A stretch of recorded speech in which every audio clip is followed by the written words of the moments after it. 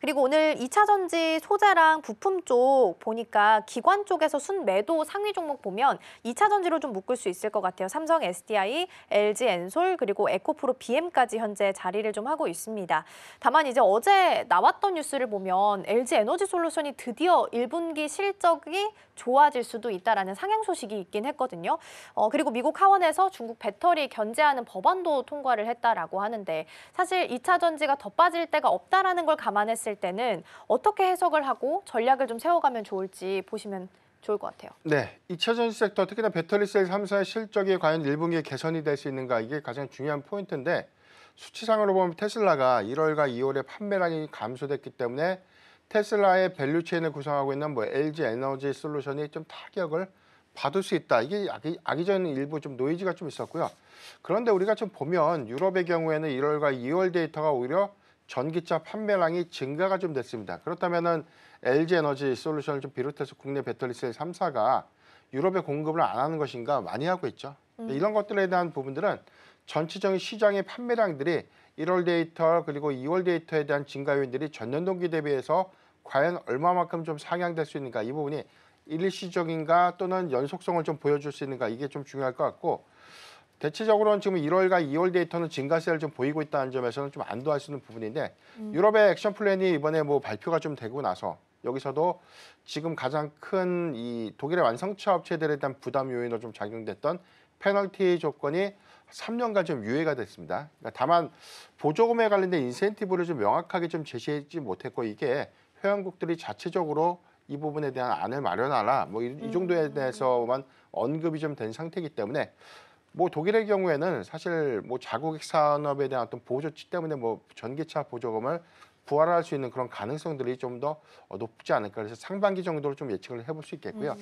미국의 경우에는 지금 친환경 차에 관련된 전환 이 부분이 다소 좀 매파적이다 이렇게만 볼 수 있는 것은 아니고 IRA에 관련된 불확실성들이 일부 좀 남아는 있지만 데이터상에서도 미국도 역시나 증가세를 좀 보이고 있다는 부분들은 명확한 증가세는 좀 아니더라도 분명히 지금 캐즘 완화에 좀 중요한 시그널이 좀 될 수 있는 점 이거는 좀 중요할 것 같습니다. 대체적으로 우리가 테슬라의 이 모델 Y 주력 차종입니다. 이게 5년 만에 페이스리프트를 마치고 출시가 좀 될 텐데 그리고 상반기에 저가형 전기차죠. 모델 2가 출시가 좀 된다면 테슬라의 어떤 판매량이 1월과 2월에서는 일부 좀 부진을 좀 보였지만 이 부분은 신차에 관련된 대기 수요 물량들 때문에 사실 판매가 좀 둔화된 정도 이렇게 해석하는 게 맞을 것 같고요. 만약에 3월 이후에 판매량들이 좀 증가될 수 있는 요인이라면 테슬라 향의 밸류체인을 구성하고 있는 셀사라든가 소재사들이 오히려 단기적인 어떤 수급 기대감들을 조금 더 이어갈 수 있다는 점도 기억하면 좋을 것 같습니다. 네, 2차 전지까지 좀 살펴봤습니다. 그동안 언제 이런 이야기가 나올까 싶었는데 그래도 어제 LG 에너지 솔루션 관련해서는 1분기 실적에 대한 상향 소식이 나오긴 했습니다. 물론 오늘은 기관 쪽에서 좀 매도 쪽으로 순매도 상위 종목에 이름을 올리고 있긴 한데 움직임 좀 보셔야 되지 않을까 싶습니다.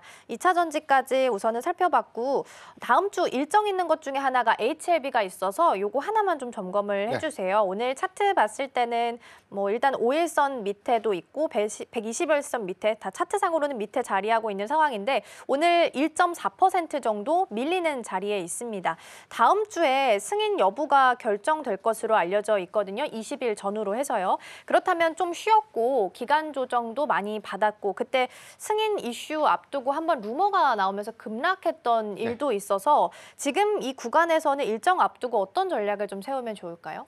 네, 우리가 이 심리적인 어떤 투심을 좀 확인할 수 있는 보조적인 어떤 지표를 보면 RSI 지표가 있어요. 이게 과열권이냐 아니면 과매도권이냐 이 부분에 대한 이 판단 기준이 있는데 최근의 데이터를 보면 과매도권이 일부 좀 확인이 좀 되고 있죠. 지금 과매도 구간이 좀 진입을 한 것은 아니지만 일단 수급적으로 좀 많이 위축됐던 부분들 특히나 노이즈 이슈가 재차 투매를 좀 유발했던 부분들이 지금 시장에서 계속해서 나오고 있는 노이즈가 좀 가장 큰 원인들. HLB의 리보세라닙 이 병용 치료제가 과연 미국에서 이 험난한 허들을 좀 넘을 수 있을까? 이게 좀 중요한 체크 포인트가 좀 될 텐데 이전에 항서제약의 이 GMP 인증에 관련된 어떤 절차에 대한 하자 때문에 승인에 좀 실패를 했었죠. 이 부분 때문에 이 부분을 보완했기 때문에 이번에는 오히려 승인 기대감이 더 높아지는 것이 아닌가. 또 ESMO에서도 치료제에 대한 어떤 권고 승인을 했다는 것은 실질 그럼 이론적인 어떤 부분에서 약물의 어떤 효능은 일부 좀 인정을 받은 것은 맞다라고 좀 해석하는 게 맞을 것 같습니다. 다만 이게 미국의 중국에 대한 어떤 규제가 좀 가속화되는 부분들 때문에 과연 중국의 의약품과 좀 결합된 이 치료제가 미국에서의 관련된 승인이 가능할까라는 부분들에 대해서는 대체적으로 일부 좀 회의적인 어떤 시선들이 좀 있기 때문에 이런 부분들이 전반적인 어떤 투심을 좀 억제시키는 그런 요인들이 좀 됐었고요. 그다음에 뭐 HLB가 이전에 승인 실패 이후에 주가가 좀 과도하게 좀 급락을 좀 했습니다.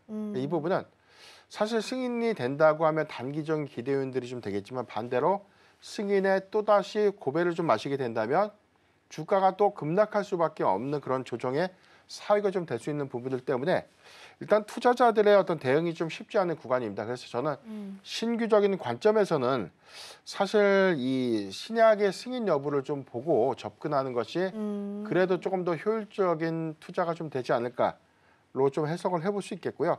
보유자들은 일부 좀 비중을 좀 축소하는 전략이 저는 유효할 것 같습니다. 이게 승인이 안 된다는 관점들보다 잠재적인 어떤 리스크 요인들을 감내할 수 있는 그런 수준은 좀 아니다라고 볼 수 있기 때문에 이전에 어떤 이 투매 같은 어떤 사항들에 대한 리스크 요인들을 일부는 조금 대응을 해볼 필요가 있지 않을까 정도로 좀 해석해서 말씀드리겠습니다. 그럼 대표님 짧게요. 그럼 항서제약이 같이 지금 들어가 있어서 만약에 그 승인에 대한 불발 가능성이 점쳐지는 거라면 아이디어를 좀 확장해서 미중 갈등했을 때 제약 바이오 쪽에서는 가장 대표적인 게 CDMO잖아요. 네. 그러면 테마로는 이게 가장 베스트인 걸까요? CDMO는 아직 뭐 생물보안법이 명확하게 좀 통과된 것은 아니지만 중국에 대한 이 가속화된 규제 이 부분이 일기 때보다 더욱더 강화된 흐름들을 보여주고 있죠.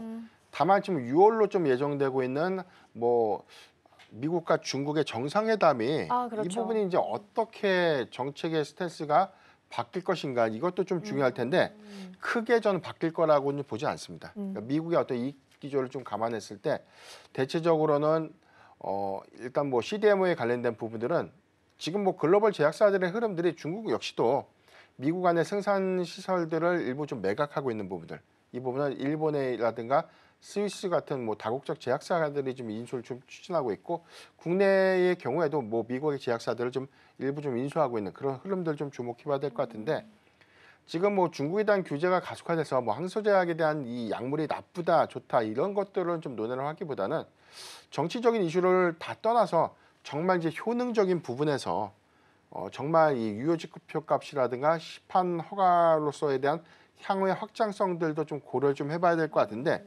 리보세라닙의 어떤 병용 치료제가 기존에 우리가 뭐 유한양의 랭라자 병용 치료제처럼 지금 글로벌 뭐 경쟁 약물 대비에 거의 뭐 동등한 지표라든가 살짝 우위 지표를 좀 보여주고 있는 그런 것과는 약간의 차이가 좀 있다는 것이죠. 그래서 이게 시장 규모가 과연 더 클 것인가라는 부분들에 대한 일부 의문도 좀 있다는 것도 투심을 좀 위축시켰다 정도로만 좀 볼 수 있겠고 CDMO사의 경우에는 올해 생물보안법을 좀 논의로 하더라도 외형의 확장 관점에서 굉장히 좀 긍정적인 기대 요인들이 좀 될 수 있겠습니다. 뭐 삼성바이오로직스가 5공장을 올해 이제 2분기 초에 가동을 좀 할 텐데 그러니까 작년에 4분기 램프업 효과 때문에 주가가 호실적을 좀 기록했었고 올해도 마찬가지 5공장 램프업 그리고 여기에 연동되는 추가적인 수주 성과가 올해도 좀 실질적인 기대의 요인들이 좀 될 수 있다는 관점에서 보면 CDMO사들의 경우에는 뭐 안정적인 이익 베이스를 재차 좀 주목을 좀 해봐야 되지 않을까라고 좀 말씀드리겠습니다. 네, 다음 주 20일 전후로 해서 HLB 관련한 이슈가 있어서 먼저 체크를 좀 해봤습니다.